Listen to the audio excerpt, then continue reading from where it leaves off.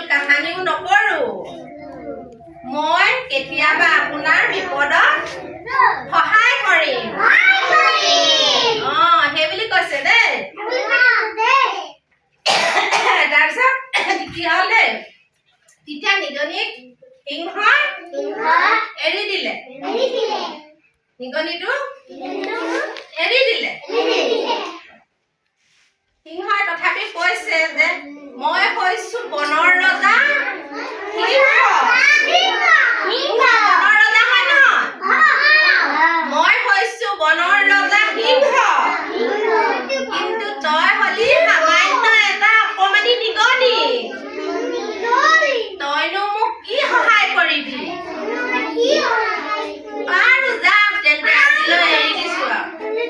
এইবুলি এৰি দিলে হয় নহয় নিগনিক এৰি দিলে তাৰপিছত বহু